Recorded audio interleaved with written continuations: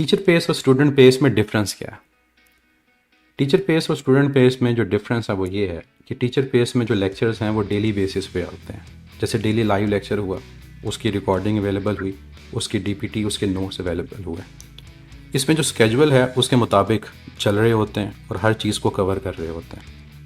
आपका जो भी सेशन है, लेट्स से आप एडवांस में हैं तो डेली बेसिस पे रिकॉर्डेड लेक्चर, जो लाइव लेक्चर होता है वही रिकॉर्डेड फॉर्म में अवेलेबल होता है, वो अपलोड हो रहा होता है। लेकिन स्टूडेंट पेस के अंदर हमारे पास ऐसा नहीं है। स्टूडेंट पेस में स्टूडेंट ने अपनी मर्ज़ी से तैयारी करनी है, तो उसमें 100% सारा का सारा कोर्स फर्स्ट डे अवेलेबल होता है। वो जैसे ही LMS को ओपन करेगा उसको तमाम चैप्टर्स, तमाम टेस्ट नज़र आ रहे होंगे और वो अपने स्केजुअल के मुताबिक करना चाहे, वो स्केजुअल वहाँ भी अवेलेबल है डे वाइज, उसके मुताबिक वो तैयारी करता है।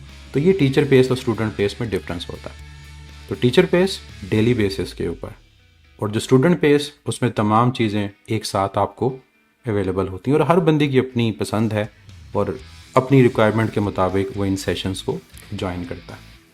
एक बच्चा बार बार क्वेश्चन पूछ रहा है कि पैरेलल प्रेप वेबसाइट पे कहाँ है।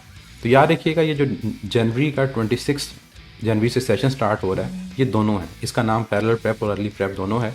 तो जब आप फॉर्म को फिल करेंगे तो आपको जनवरी सेशन की ऑप्शन मिलेगी, प्रीमियम के साथ, एडवांस के साथ, स्टैंडर्ड के साथ, सब्जेक्ट और चॉइस के साथ। तो जब उसको आप सेलेक्ट कर रहे होंगे, दैट मीन्स आप ultimately early prep, parallel prep session को ज्वाइन कर रहे होंगे। कोर्स की ड्यूरेशन मैं पहले भी बता चुका हूँ कि कोर्स की ड्यूरेशन 4 मंथ्स और टिल MD-CAT दोनों है। ये मैं आपको वेबसाइट पे भी दिखा देता हूँ कि 4 मंथ का सेशन ज्वाइन करना चाहें उसकी फ़ी कम है। अगर टिल MD-CAT आप करना चाहें उसकी भी फ़ी भी कम है, बहुत ज़्यादा नहीं है। अगर आप इसको कैलकुलेट करेंगे मैथमेटिक्स तो आपको आइडिया हो जाएगा कि ऊपर वाली फ़ी ही 50% डिस्काउंट के साथ नीचे ऐड हो जाती है।